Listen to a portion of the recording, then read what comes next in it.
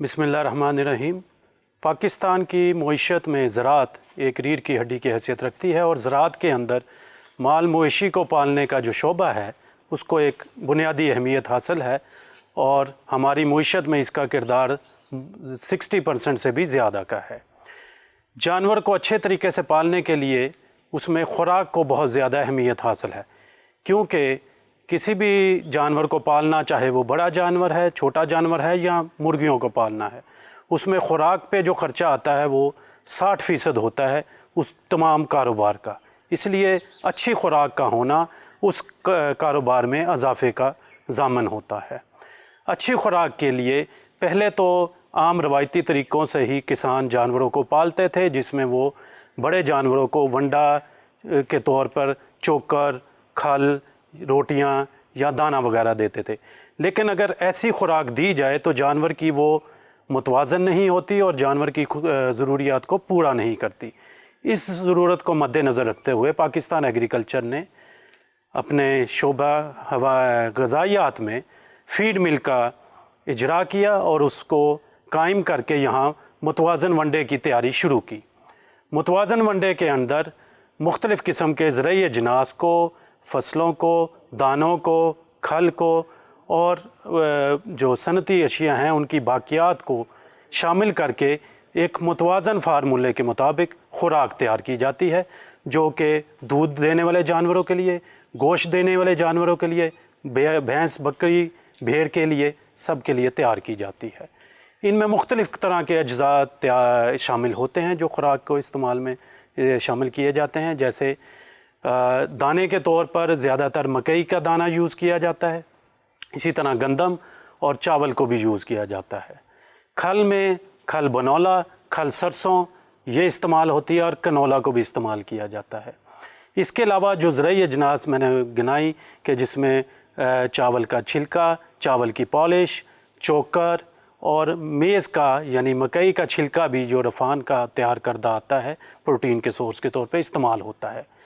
इसके अलावा गन्ने का जो राब या शीरा जिसे कहते हैं उसको भी इस्तेमाल किया जाता है ताकि वो इसको तवानाई जानवरों को दे सके और उस खुराक में जायका भी दे सके। फिर जानवरों में क्योंकि नमकियात की कमी होती है, उन नमकियात को भी बैलेंस करके उनके इसी खुराक के अंदर शामिल किया जाता है ताकि वो जानवर के दूध बढ़ाने में भी और गोश्त बढ़ाने में और बीमारियों से लड़ने के लिए क़ुव्वत मुदाफ़त में इजाफ़ा कर सके।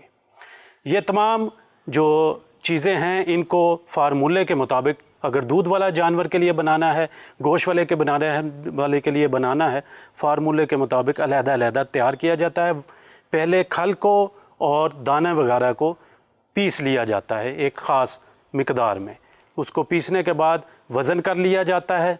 वज़न करने के बाद फार्मूले के मुताबिक उसको हम मशीन में डालते हैं। मशीन में पहले नीचे डालते हुए इसको फिर आगे जाके मिक्सर में 5 से 10 मिनट इसको मिक्स किया जाता है ताकि ये तमाम अज्जा जो हैं खुराक के अच्छी तरह मिक्स हो जाएं। जब ये मिक्स हो जाते हैं उसके बाद ये अगला अमल शुरू होता है कि ये क्योंकि खुश्क हिस्सा होता है खुराक का, इसके अंदर आखिर में हमने शीरे को मिक्स करना होता है। वो अलहदा से एक और मिक्सर में आता है, मिक्स होता है। मिक्स होने के बाद वो बोरी में पैक कर लिया जाता है और उसका फिर बाकायदा वज़न किया जाता है, फिर उसको सिलाई कर दी जाती है। इस तरह ये खुराक का प्रोसेस जो सारा है कंप्लीट हो जाता है। हमारे ये खुराक जो डालने का तरीका है वो इस तरह है कि ये दूध वाले जानवर को अगर दूध किसी जानवर का 10 लीटर है तो ये उसको उससे आधी मिकदार में यानी 10 लीटर के बदले में 5 किलो खुराक उसको देना ज़रूरी है। इसके साथ साथ उसको 30 से 40 किलो ग्रीन चारा देना चाहिए और 4 से 5 किलो उसको तूड़ी देनी चाहिए, तो वो उसके रोज़ाना की मिकदार को पूरा करता है। इसी तरह अगर मोटा करने वाला एक जानवर है, अगर बड़ा जानवर कट्टा या बच्चे को आप मोटा करना है तो जो ज़्यादातर उम्र उसकी देखी जाती वो 1 से 1.5 साल वाला कट्टा ज़्यादा मुफीद रहता है, जिसको अगर खुराक दे के आप ज़्यादा वज़न ले सकते हैं।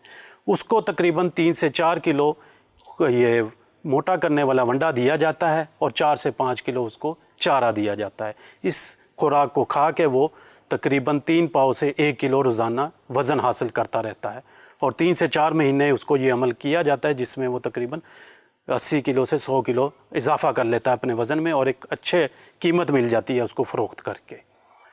और इसी तरह भेड़ बकरियों को जब ये खुराक देनी है तो अगर वो चराई पे हैं तो 3 से 4 घंटे वो चराई करेंगे, उसके बाद ये इसको तकरीबन आधा किलो से 3 पाव तक वज़न के मुताबिक उनको ये खुराक दी जाती है।